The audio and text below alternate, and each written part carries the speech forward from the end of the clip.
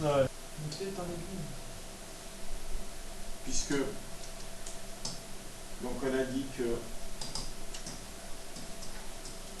f de 0, ça fait 400 exponentielle de... Comment c'était 0,01 fois 0, ça fait 400 fois 1, ça fait 400. Donc, f de 0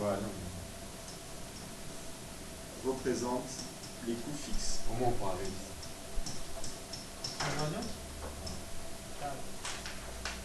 Par la fin.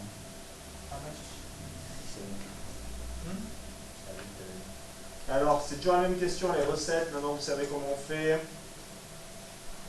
Chaque objet est moins de 15 euros. Et on suppose que tous les objets sont permis et existent. Calculer la recette générée par... Donc, pour 50 objets,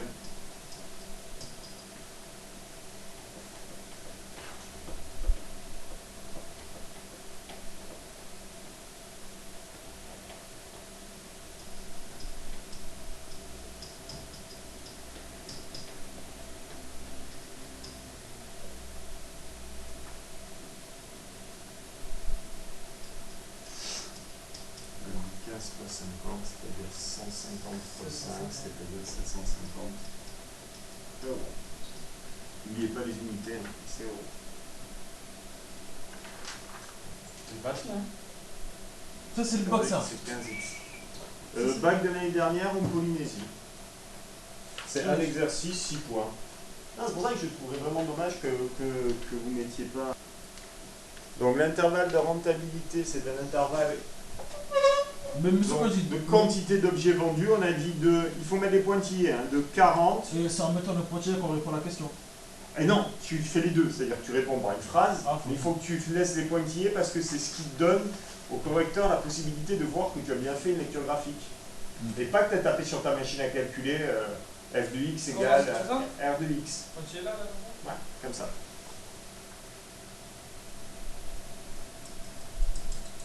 Donc pour moi, toute réponse comprise entre, entre 201 et 208, ouais, c'est considéré comme juste. Oui, 208. C'est impossible. Parce que, oui, je suis d'accord. Mais à la limite, on peut considérer que, allez, c'est pas très précis comme lecture. Par contre, vous savez que la réponse, vous pouvez l'avoir avec votre machine quand même, hein, la V. Comment? Ben, Y égale. c'est quand la droite, elle est égale, finalement, l'expression de la droite est égale à l'expression de la courbe. C'est-à-dire quand f de x égale r de x. Ben, on fait comme dans l'exercice d'avant, tu fais solde et tu regardes sur ta machine. Solde f de x égale r de x, donc tu mets les expressions de la Non, mais ça, on met le truc juste, ils vont dire qu'on a triché. Oui. C'est mieux, on met un petit truc juste à côté. Ben, juste à côté, mais le bon arrondi, c'est bien aussi. C'est-à-dire, au final, donner une réponse juste, ça ne veut pas dire que tu as triché. Et en même temps, tu triches pas, vous avez le droit à la machine. C'est ça. C'est ça, c'est que c'est pas tricher. Mais par contre, si on vous demande une lecture graphique et là que vous me dites que c'est 204,786, là oui, là ça devient ridicule. Tu vas donner une valeur approchée. Mais tu vois, au moins ça va te clarifier à savoir est-ce que c'est 202, 203 ou 204. Donc, Je n'ai pas compris la petite phrase là de la 4. La petite phrase de la 4. On appelle la propriété suivante pour tout. On rappelle, on te dit juste que la dérivée de exponentielle de u, ce qu'on a vu hier, c'était u' exponentielle de u. C'est-à-dire, tu te rappelles, on met devant, si à exponentielle de 2x plus 4, la dérivée, c'est 2 exponentielle de 2x plus 4. Ceci dit, votre machine à calculer le donne aussi.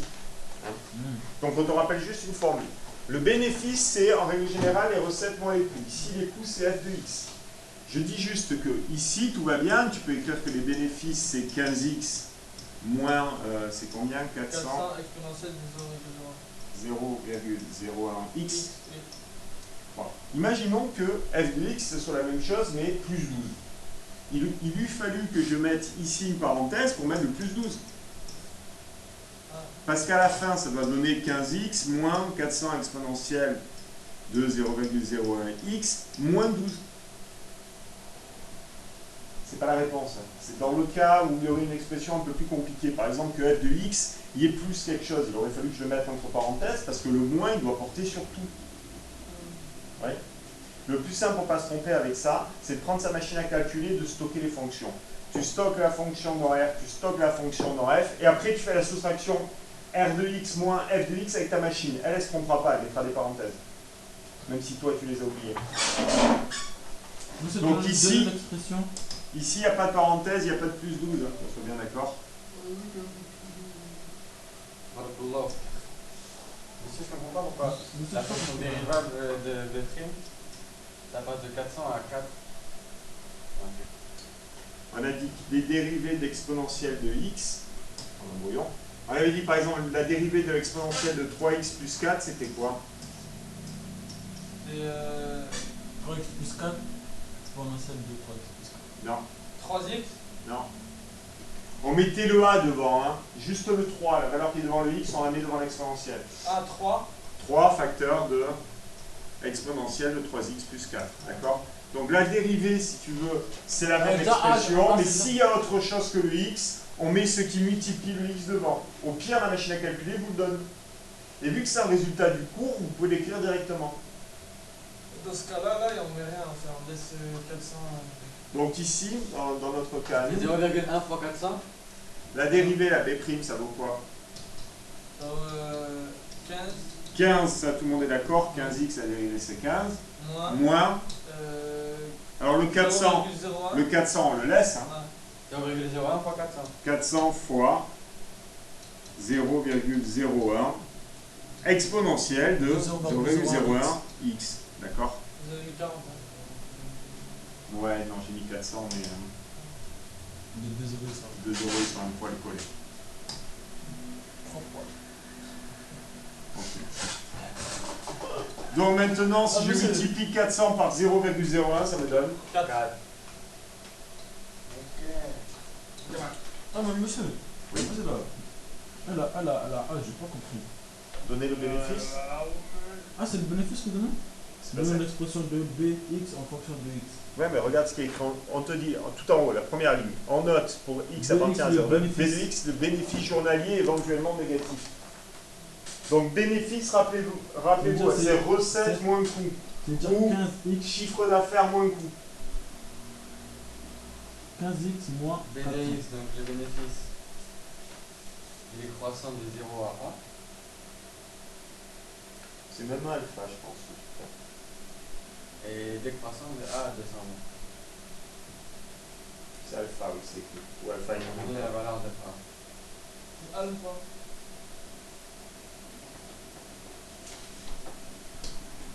Ce que j'ai expliqué, donc, c'est que on te donne ce tableau de variation là, tu es d'accord? Il n'y a pas cette ligne là, c'est moi qui l'ai rajouté. Tu es d'accord que si B c'est croissant et décroissant, ça veut dire que la dérivée, elle est positive puis après négative. Et que ici, au moment où elle change de signe, elle vaut 0. Ouais. Pour trouver la valeur de alpha, qu'est-ce qu'il suffit de faire? On vient de te faire calculer la dérivée là. Finalement, il suffit de regarder quand est-ce que la dérivée, elle vaut 0. Elle vaudra 0 en alpha. Donc, il faut résoudre l'équation, cette expression-là égale 0. C'est un petit peu ce qu'on a fait dans la dernière question de l'exercice d'avant. Ouais. Donc, essaye de poser. Donc, on est d'accord, ça me fait 0 égale 15 moins 4 exponentielle de 0,01x.